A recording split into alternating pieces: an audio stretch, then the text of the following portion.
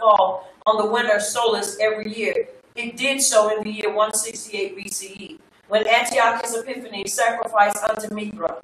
True believers should not mix anything that is associated with the pagan holiday with the worship of Yahuwah. And it is so. As it is.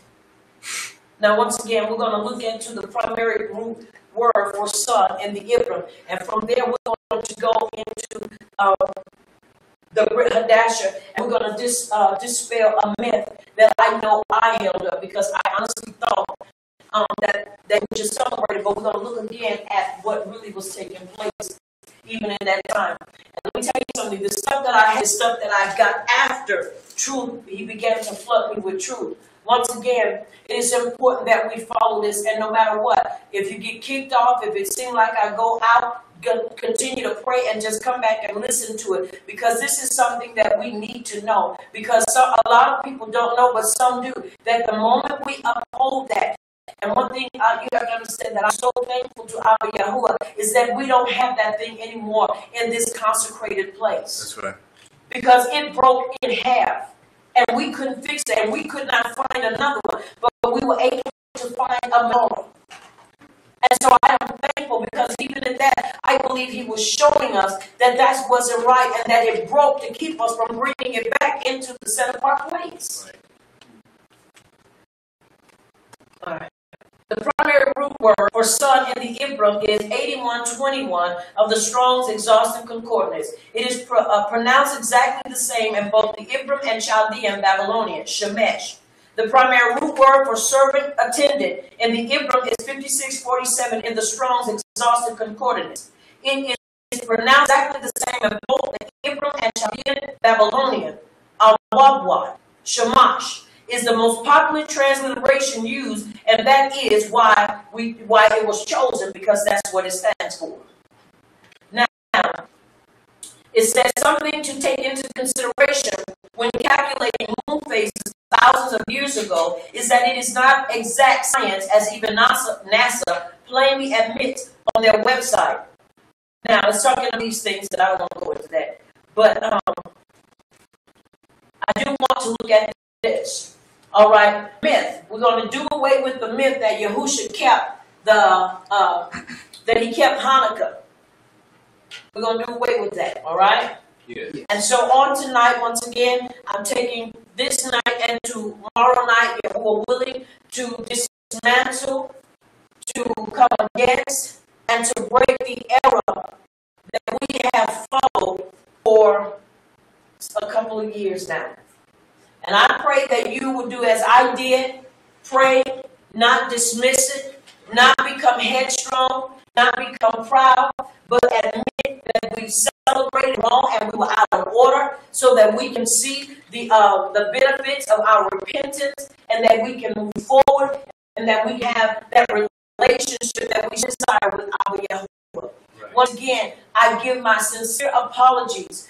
Because I thought that it was something that we could celebrate, because I honestly thought it was right, until once again he began to put checks in my soul and began to show me, this ain't right, check this, check that, that is not right. Right.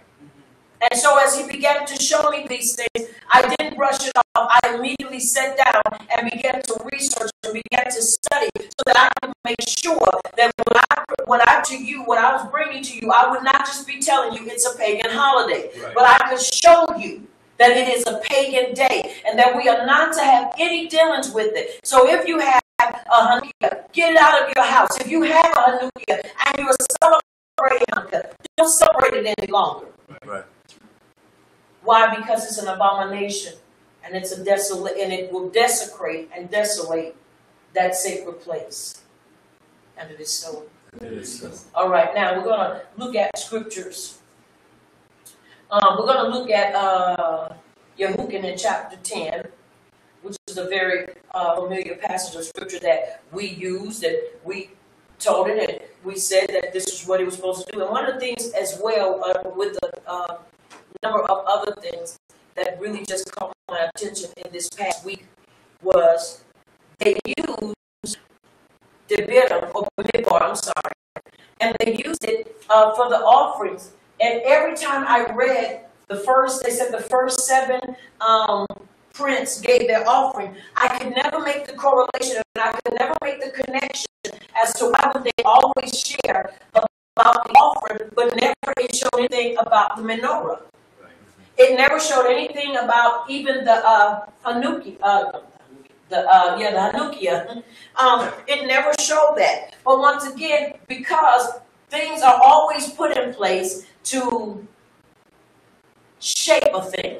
Right. Are you hearing me? Yes. Once again, these things were put in place to bring basically to make us focus more upon the prince bringing temple instead of asking, what is it? Why are they bringing to the temple? We know they're bringing to the temple to sustain the temple.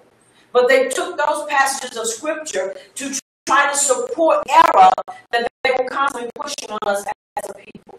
Once again, for those of you that might be tuning in and coming in or coming back in, once again, this is a service announcement for Prophet Sabrina Brown, also known as Moro 777, to come to bring to your attention the discontinuation of the celebration of Hanukkah, and that we will no longer be celebrating. And I encourage you no longer to celebrate it. Not only do I show you, but tell you, but I show you. I don't just tell you that it is not a part of the 7 Moed, in other words, the 7 set apart feast, but I show you how and why it is not. So for those of you that are just tuning in, it's recorded. I believe you can go back and watch the full video so that you can get the gist of all of it. But for those of you that are with us now, I pray you stick with us, don't quit us, and follow us as we continue. Follow me as I continue to follow Abba Yahuwah and breaking open and divulging the truth about this day, the celebration of Hanukkah. Once again, I give my sincere apologies to those that have followed us in these last 3 years that we celebrated it. The first year we celebrated it, we had the Hanukkah. And I promise you, when we did it afterwards, it broke in half. Now, mind you, I never put these two together, that the reason why it broke in half was because it was never supposed to be in here. And the latter part, the last 2 that we did, we had the menorah, and we had it in here, and I'm still trying to figure out what do we do to make it stretch to 8 days. We had to cut the days short. But nevertheless, it was still wrong. In order to celebrate it, if you don't bring a Hanukkah in, you have to use the menorah, and that's still because that's not what it was for. Right. You look in Zechariah chapter 4, it talks about what it represented, and it shows you exactly what it was. Right. Even in Maccabees Aleph chapter 4, about the chapter 4s. Verse 46, where it talked about after they went in and cleaned the temple up and they got everything set, there was still nothing else they could do because there was no prophet to direct them. So that means that if they were not directed, neither should we have been. But once again, when false information and when information gets put into circulation, that is error. Because remember, after Judas died, and then his brother Yehukin took up, and other brother Yehukin died, and they began to do it. And then when Archides, after they couldn't defeat them, they said, well, we'll make a treaty of shalom, and there will be rest. Basically, what ended up happening, everybody that were renegades and everybody that were out of order, they're the ones that came back up and began to torture and began to mess with the children of Israel. And watch this, they're the ones that actually were able to get in place and do things that they should not have done. The whole purpose of the Maccabees was to keep stuff like this from happening. It is. Because you have to remember, what was it that Antiochus Epiphanes did? He went up and he set up an altar, and he set it up in where? The conditioned place. And that's, you have to understand, what did he set up? He set up that abominable thing. And so, once again, it's important for us to understand that we are not supposed to follow after the ways of a pagan. Right. And once again, I'm here to correct my mistake. I'm here to correct and to show you where the error lies. It's wrong, and we're not supposed to do it. No matter how fun it may seem for many people, no matter how it may be a time for people to gather, it's wrong. And if we can't gather in truth, then we shouldn't gather at all. Right. Once again, I want to read this again for those that are just coming back. We know we had some situations. The enemy just knocked us off of the internet. So once again, I want to show you, once again, in the book of Maccabees, how this came showing you where it shows the different things that took place. Once again, Maccabees 1, verse 54. On the 15th day of the month of Kislev, which we understand we were in last month, but we're now in the month of Tebet. Today being the new moon, which is the first day of Tebet. Are you hearing me? Yes. Which would be in the Gregorian calendar, December the 18th. Now, once again, on the 15th day of the month of Kislev, in the year 145, the Seleucid era, King Antiochus set up the awful horror of the altar of the temple and pagan altar built in the towns throughout Judea. The year 145 of the Seleucid era corresponds to October 168 BCE, which would be September 167 BCE.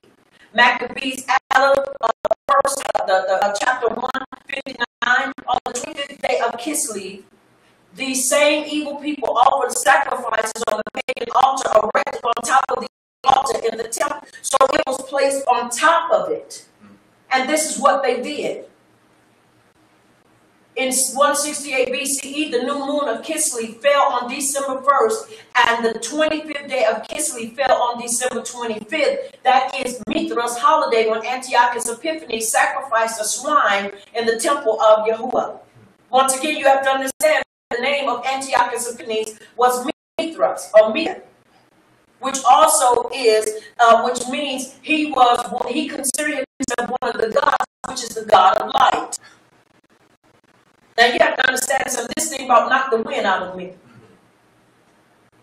But once again, you got to be able to get up, roll with the punches, and get up and admit, no, this was error. But once again, be able to correct your error. Right. We don't have to stay there. We can get up and make it right. And that's what I intend to do. As Abba Yahuwah continues to give me strength to do what I need to do to make this thing right. Once again, we have to understand what's taking place here. The book of Maccabees admits that the first day of Hanukkah is on the exact same day as Antiochus Epiphanes kept Mithra's holiday and sacrificed swine in the temple of Yahuwah. The only difference is that the lunar calendar does not always fall on the same day of the solar year. Maccabees chapter 4, verses 52 through 54. Maccabees, Aleph, chapter 4, 52 and 54. The 25th day of the 9th month, the month of Kislev, in the year 148, Seleucid era, was the anniversary of the day of the Gentiles desecrated the altar. Now you have to understand what that means also. On that day, a sacrifice was offered on the new altar in accordance with the law of Moshe. Now, once again, if you read in the book of Maccabees, you will find out that there were a lot of the Ibram or the Israelites that defected and became renegades, and they were doing what those pagans were doing. Right. So there was a mixture, once again. And so here it is, the new altar was dedicated and hymns were sung to the accompaniment of harps, lutes, and cymbals. All the people bowed down with their faces to the ground and worshipped and praised Yahuwah for giving the victory. In the Zoroastrian tradition, Mithra became the divinity of the sun.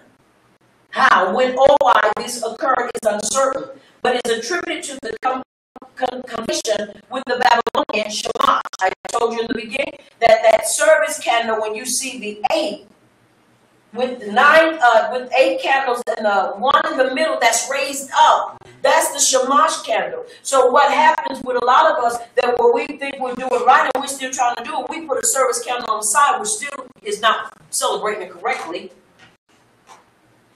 But that's why they had 9. 4 on each side, and the one candle that sticks above the rest of them is the Shamash candle, which they deliberately tell you in these things when you are getting ready to light the service candle, that it is the Shamash candle, which is also another name for the sun deity. Are you hearing me? Yes. Once again, who, in addition to being a sun god, was a judicial figure like Mithra. Once again, Shamash, which was a servant, attendant, also, once again, is what that candle was called.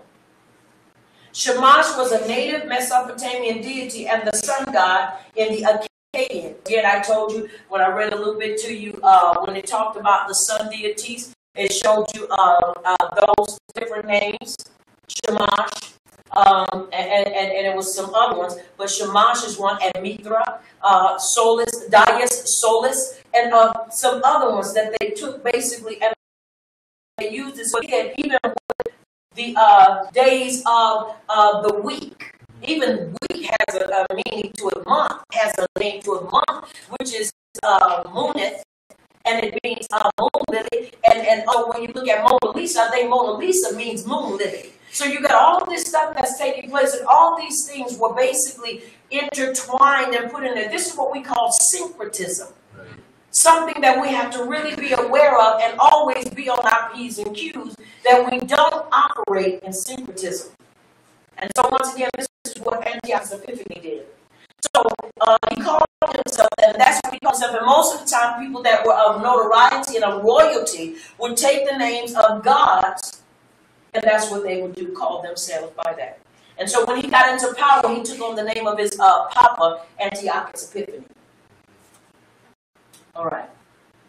Shamash was once again a native Mesopotamian deity of the sun god in the Akkadian, Assyrian, Canaanite, Ibram, and Babylonian pantheons. Shamash was the god of justice in Babylonia and Assyria. The Hanukkah festival is observed by the kindling of the lights of a unique candelabrum, or candelabrum. The ninth branch in the Hanukkah, one additional light on each night of the holiday, progressing to 8 on the final night. The typical Hanukkah consists of 8 branches with an additional raised branch in the middle. The extra light is called the Shamash and is given an addiction location, usually above the rest. The Shamash sun god candle is above all the others. So whenever you see, that's how you can distinguish between a menorah and a manukia, is that the night candle is going to be raised above, and that one is what is called the Shamash, sun god candle. So that lets you know that whole thing is an abomination, and it is not right. And even if we try to come in and even without it still try to follow that format, we're still out of order and wrong. All right. Now, once again, the 12th of Kislev fell on December 25th in the year 168 BCE. Antiochus Epiphanes, a.k.a. Mithridates, worship Mithra, a.k.a. Shamash. So, once again, these things were even right there after Judas, the Maccabees tried everything and did everything they could to try to keep our people from being assimilated and keep us from grabbing onto things that were not right. Guess what happened? Something still slid in there and got in there. And that was the celebration of Hanukkah. Once again, there's a little more we're going to get into on tonight. I don't want to over-indate you, but I do want to, I don't want to sedate you, but I do want to do to a place where you're conscious and where you realize through the information we can no longer celebrate and even contribute and uphold this time, because it's not right. Now, is the menorah wrong within itself? Absolutely not.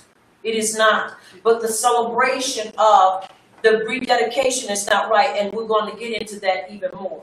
Right. So once again, the primary root word for sun in the Ibram is H21 of the Strong's Exhaustive Concordance. It is pronounced exactly the same in both the Ibram and Chaldean Babylonian. Shemesh, the primary root word for servant attendant. And the Ibram is 5647 in the Strong's Exhaustive Concordance. It is pronounced exactly the same in both Ibram and Chaldean and Babylonian. Our Wad, which is Shamash, is the most popular translation used. Now, it's important that we understand that, once again, it is the same thing, so it is not different. Right. All right, now we're going to look at, Yahusha kept Hanukkah myth, because we read it. And even as I read it on last night, and I saw it with my own eyes, I said, oh my goodness, help us. See, because you have to understand, Matthew 5 and 6 says, he that hungers and thirsts after uprightness shall be what? Filled. When you want to walk right and you want to maintain your uprightness, he will allow you to continue that. That's right. And so let us look at Yehukanim. We're going to look at chapter 10 first. Yeah, we're going to look at chapter 10. And we're going to look at verse 22. 39. And something, when I saw it, I was like, oh my goodness. Help us, help us, help us. That with the candle, that, and then really looking at when he said they could do nothing because there was no prophet to instruct them. And then as we continue to look, it's for 8 days. The Benoni has 7 places to hold the oil vials. And then Zechariah gives us a clear, distinct picture of what Yahuwah looks at and what is, acceptable and what is not. All right, let's look at verse 22. And it was at Jerusalem, the Moed of the dedication, and it was winter. And Yahushua walked in the bay of Hagdash, in Solomon's porch. 22 and 23. Tell me what we just learned, what you see there and what you don't see there.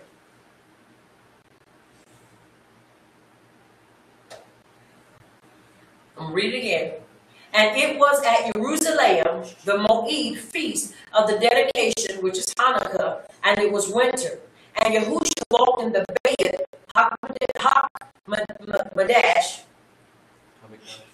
Hamikdash, in Solomon's porch.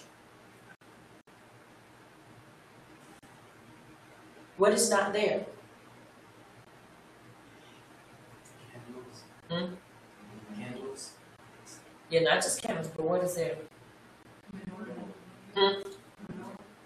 Not just the menorah, but what, once again, let's look at verse 22 again. Let's look at it. But what we already know, let's look at it, because we're going to do away with this myth. I want you to really think hard about what we've read before and what we put in there. Once again, what's that confabulation? Let's look. And it was at Jerusalem, the Moed, or the feast dedication, Hanukkah, and it was winter. And Yahushua walked in the bay of Hakmadash, in Solomon's porch. Yahushua wasn't there to celebrate with them. Stand up and say it again for me. Yahushua wasn't there to celebrate with them. Exactly. What did he do? He came there. He walked through. He walked in the bed, and that was it. We just assumed, based upon teachings and based upon what we were told, that he celebrated. But nowhere does it distinctively say that Yahushua celebrated Hanukkah. Let's look at it again. And it was at Jerusalem, the Moed of the dedication, and it was winter. It shows us a time that has taken place. And Yahushua walked in the bay of Hakmadash in Solomon's porch. That place was a place that was more like, if you just say, back in the day, anybody that knows when there were football games and all that stuff, there was a certain place that people would come and they would kind of congregate.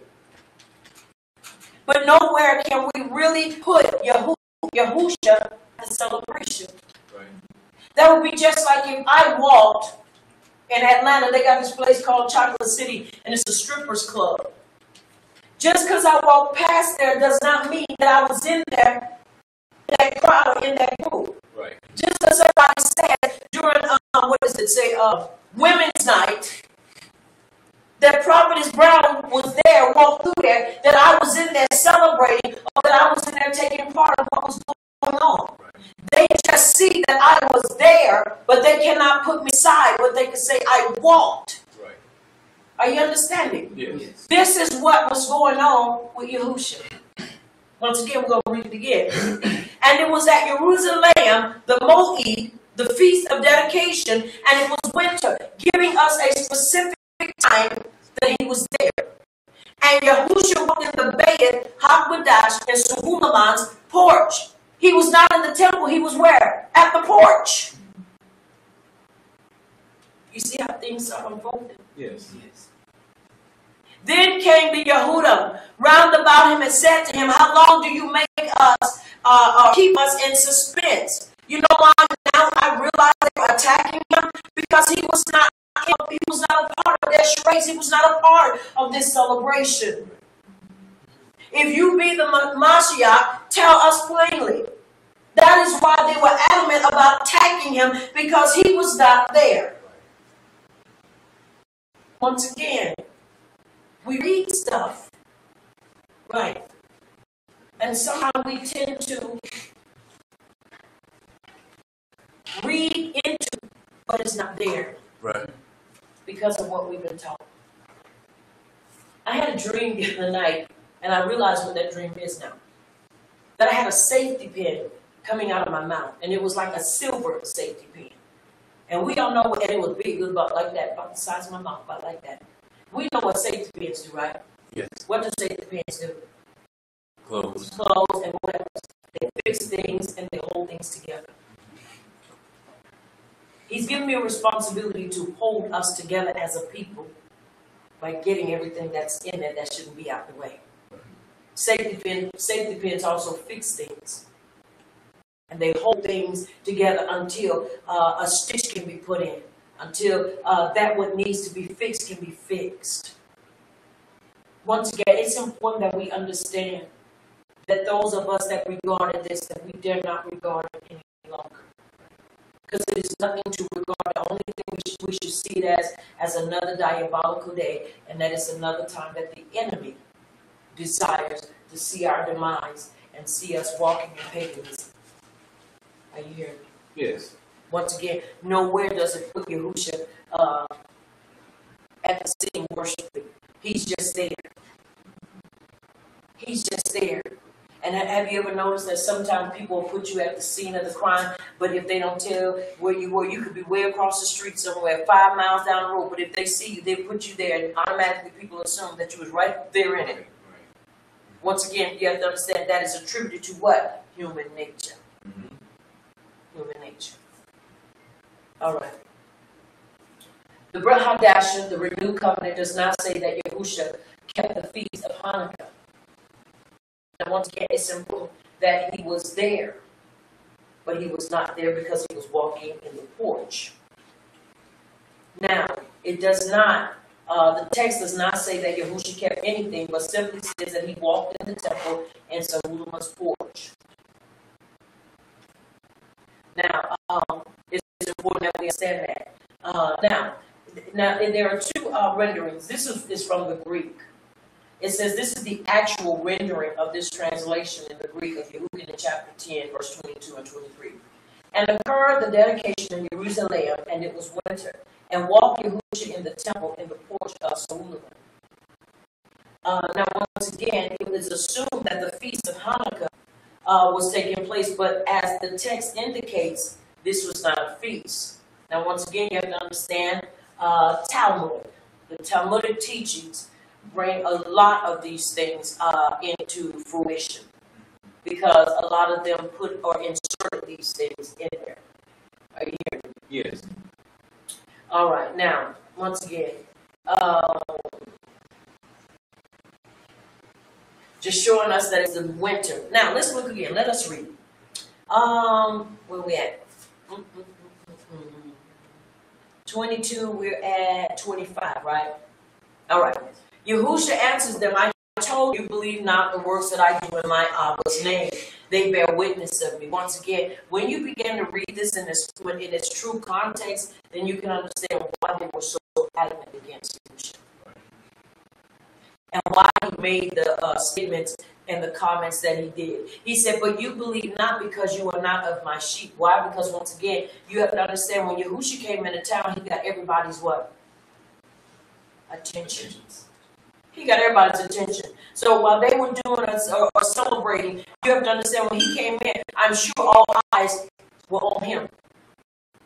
Those not in the temple, because you had once again those that were outside. They were in the porch area of the of Solomon's porch. Now let's look once again. He said, "But you believe not, because you are not my sheep, not of my sheep." Verse 27, "My sheep hear my voice, and I know them, and they follow me." Once again, he said, they know me, and they're going to follow me. Now, once again, you have to understand the reason that is being said is because you're looking at tradition over truth. Tradition they were following, because it was something. It was just known for the children of Yisrael to do what? Always be divided. You had those in the during the Maccabean dynasty during that time that were walking, and then those that said, no, we didn't suffer long enough. We're going to go ahead on and be with the Romans. We're going to go ahead on and be with Antiochus. We're going to go ahead on and do this. You had them always never really agreeing, follow in truth all together. There's always going to be that little crowd that does this and does that. So you have to understand, they were coming against him because everything he did showed them up. Even as I said that, the mirror image of that, even the things he showed me, everything he was showing me last night was to bring me to where I am now, to show me that this was not right. You have to understand, he corrects those he loves. That's right. And correction all the time does not mean you have to get a whipping. Right. That's right. Most of the time, whippings come because you don't do what? Be obedient. Right. To when you're warned. And so as I sat back there and I studied and I looked and I studied and I sat there and I said, Lord, I am truly sorry. Because you have to understand, we as a people have to be able to bring clarity. Don't tell people it's wrong just because it's not a part of the feast, but show us why it's wrong. That's right. Because people say, oh, it's a pagan celebration. Okay, well, show us where it's a pagan religion way. And that's what I'm here to do. Show you that it is not just something that was kept out of the feast just to be kept out. It was kept out because it's a pagan worship. Right. And it has nothing to do with them winning the battle. It's a lot. And like I said, in these 2 days, Yahuwah give me strength and give me the obedience. Give me the go-ahead as he's giving me tonight to bring forth and let this down. What we did in 5 days to bring it up within 2 days, be able to show you the error. That's right. That's right. Because you have to understand, it takes longer sometimes to bring about what we believe is true. It don't take that long to get it torn down and brought forth. Right. Once again, I'm here to let you know because I love you. And above all, I love Abba Yahuwah more than anything else in this world. Right. To show you, this is not right. It's wrong. And we are not supposed to celebrate it and to show you where it is steeped in paganism. Right. It never left paganism because it was birthed out of paganism. All right, now, verse 28, he says, and I give to them eternal life, and they shall never perish, neither shall any man pluck them out of my hand. Neither shall any man pluck them out of my hand. Now, you have to understand, even the very things that Yahushua said in that time, everything has a story, or it has a purpose behind even its very words. If we go back to even during the time of Antiochus Epiphanes, during the time of Maccabees, there were many that were plucked out of that time. Why? Because many of them, let's look at it this way, they were plucked out of the hand of Judas. Right. Why? Because there came a time that even he could not uphold even the very things that came out of his mouth. Why? Because in the end, he still ended up making an alliance with Rome. And it caused a demise, and it caused the breakdown of the victory that they were having. They were on a victory spree. Now you have to understand, the book of Maccabees was during the time when there was no open Torah. There was no open instructions. This is why it was never considered canonical. Because it was no open word. And because the Christian or the church fathers said, because we see no spirit there, we cannot put it into circulation. Understand, even though there was no open Torah, or there was no open word, Yahuwah was still in the midst because he was the one giving them the victory. Right. That's right. And you have to understand, they did well by not moving and doing anything other than what they were instructed. Where he messed up is when he made an alliance with people that were not set apart and not followers of Torah. That's where he messed up. That's where they messed up, and that's where we continue to mess up when we make alliances with people that are not walking in covenant. Right. We can't do it. Because the moment you do it or you continue to do it, you have signed yourself over to be defeated. Right. You have to understand, we are first partakers to everything we say. Yes, we are. So they were plucked out of Yahuwah's son, nobody can pluck them out of my hand. 30, I am my Abba Arakad, a united one. Once again, he is showing the relevance, and he's showing that they are one. And that they're not here, there, and everywhere. Right, right. And then look what it says. Then the Yehudim took up stones again to stone him. If he was there once again celebrating this, why would they want to try to stone him? Because once again, he was not there. But he was there to minister to those that were on the outside, following truth. Are you hearing me? Yes.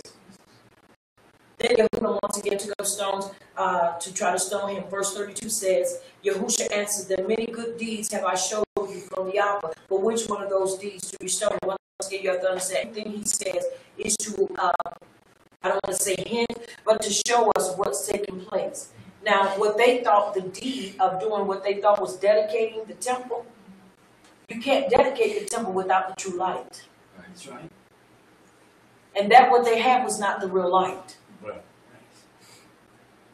All right. Now, but listen what they said. The Yehudim answered him, saying, for a good work we do not stone you, but for blasphemy, and because you that being a man make yourself power. Once again, this is why they had to come and change his words and lie. He never said he was power. He said, me and my Abba are a cop. Once again, you have to understand. They are around a group of people that are watching and that are listening. His deeds are only done by the Abba. Are you hearing me? Yes. Or of the Abba. Yahushua answered them, is it not in your Torah? I say you are power. If he called them power or judges, to which the word of power came, and the writings cannot be broken. Once again, the writings cannot be broken. Right. Are you? Yes.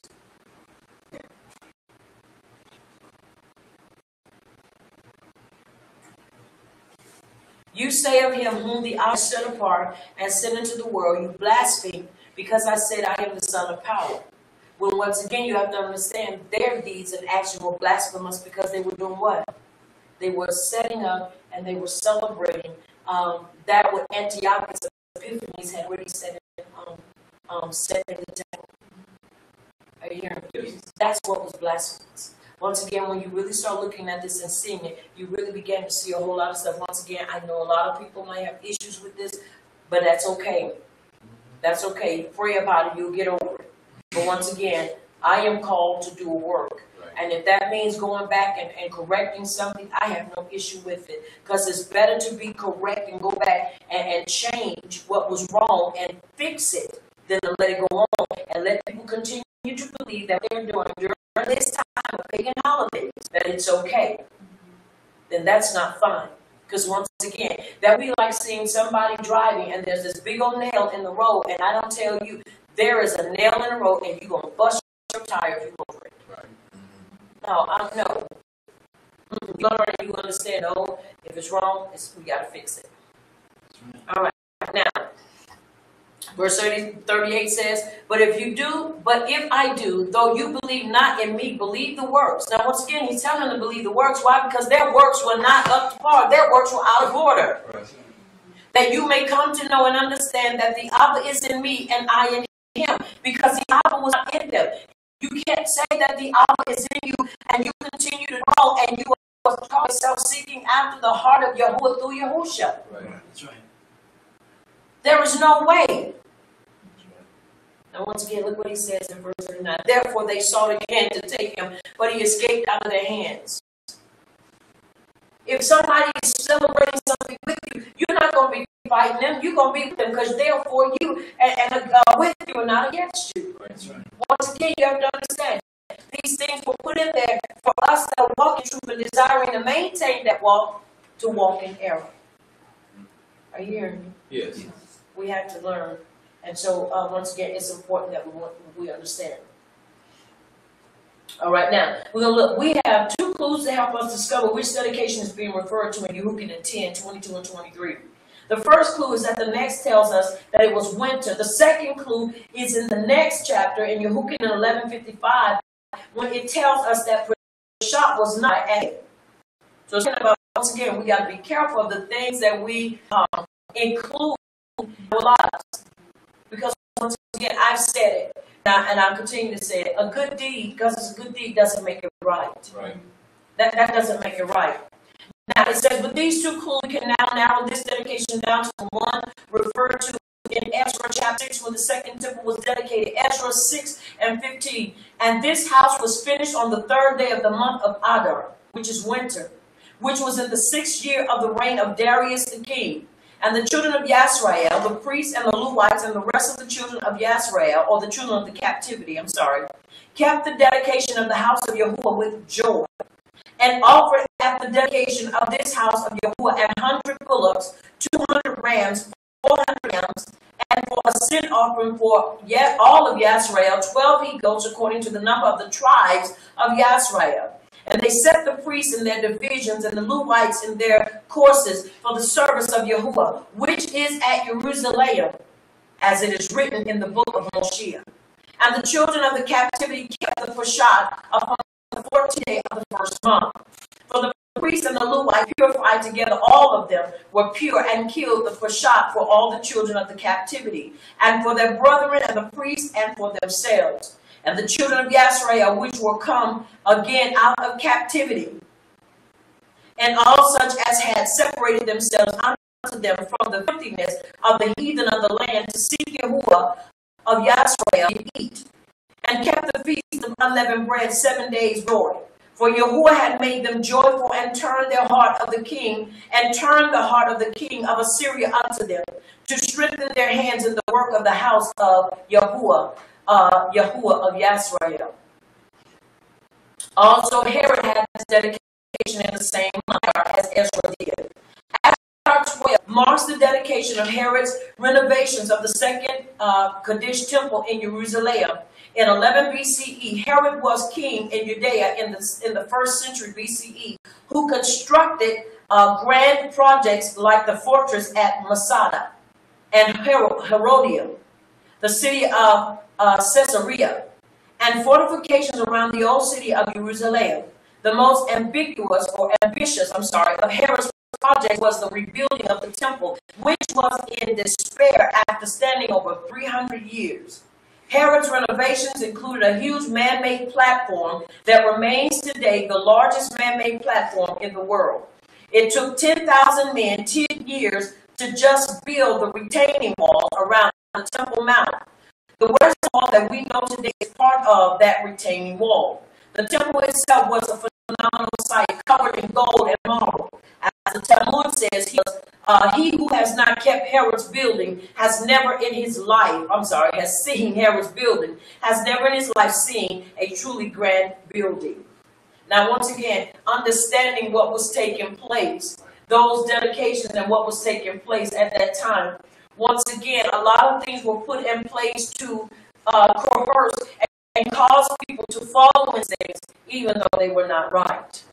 Are you hearing me? Once again, because of assimilation. So when you have a people that are adamant and determined to walk in disobedience, they're going to find a way to justify. They're going to find a way to make it right when it's wrong. So once again, it's important that we understand that it's not right. And so we can no longer celebrate it, and we can no longer follow it. Because the more you celebrate and the more you follow it, the more you continue to propagate it and admit that it's right when it is basically totally wrong. That's right. So once again, I am here to bring you truth. And just as my brother said, I am here to make you think. I can't make you, but I sure can put enough information out here to show you that we got to change. change, and we cannot continue to follow in this time. Because the longer you follow in it, the more you're going to find yourself being estranged from truth, and the more you find yourself out of the will and out of the mercy of Abba Yahuwah, our Savior. So once again, I want to bring this to you tonight. I don't want to over-inundate you because I want to save some for tomorrow, Yahuwah willing, so that you will be able to go home, pray, digest it. You're at home, digest, pray, and seek Him through the Scriptures and read again. For those of you that are following it, and for those of us that are those of you that already knew, I pray that you get the boldness to share with people, and not just tell people that it is that we're not supposed to celebrate, but give them reason. Are you understanding me? Right. Yes. And it's not because you're trying to appease people's theologies or whatever. But the thing of it is that it's good to know why it's wrong. Because you want to be able to answer every man's question why you believe, and also why you don't celebrate what you don't celebrate. Well, we just don't do it because it ain't part of the feast. It's not part of the feast. Why? Because it's a pagan celebration. That's right. And then when you tell me it's a pagan celebration, show me. Once again, this deals with the sun god. And we're not supposed to have these things set up in our temples and even set up in our homes or set up in our hearts. Because now we make our vessels the temple or the tabernacle for pagan worship. And I don't want to do that. And I don't believe you do either. So once again, my sincere apologies, and I pray that you'll take this information and that you will study it, you will read the scriptures, and you will pray the writings, and that you will pray, and that you will continue to love Abba Yahuwah. Stick with us, don't quit us. Once again, we are studying and we are still growing, and I believe that when error is presented, and when you will show me something and he tells me it's wrong and I need to correct it, then I need to correct it, not just in my life, but I need to correct it in those lives that I presented it to. And so I want to say to you once again, I love you. I do. I love you tremendously. I'm praying with you and for you. I want you to remember I love you, and I am praying for you. Once again, I want you to take the information, read in Zechariah again, read in the book of Maccabees again, the first chapter, read in Yehukin in chapter 10 and 22 through 39. Read in Yehukin in chapter 9 verses 1 through 7 when Yahusha tells us that he is the light of the world. Read in that, because even in that he was sharing with us the moment we remove him out of our lives is when darkness will come and the absence of illumination will be in our lives. It will be prevalent. So once again, I don't want to be looked upon as one that's disobedient, but I want to be esteemed by him. And once again, I want to say to you, we love you, we're praying with you, and we're praying for you. Once again, I love you, I'm praying with you and for you. I want you to know we love you, we love you, we love you, we love you. And Yahuwah loves you too, and so does Yahusha. Come on, put your hands together and give Abba Yahuwah all esteem.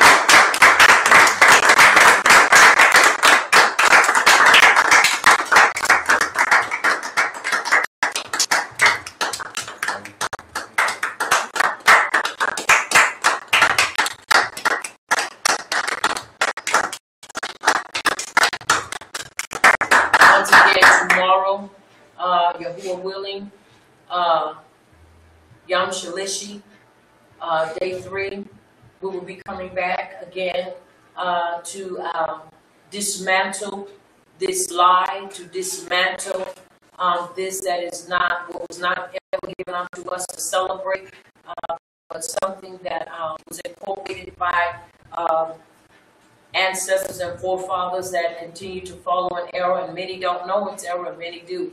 But once again, we want to come back and continue to study and find its relevance even to Christmas and all that stuff. It's just horrible the way this stuff is connected to so much stuff.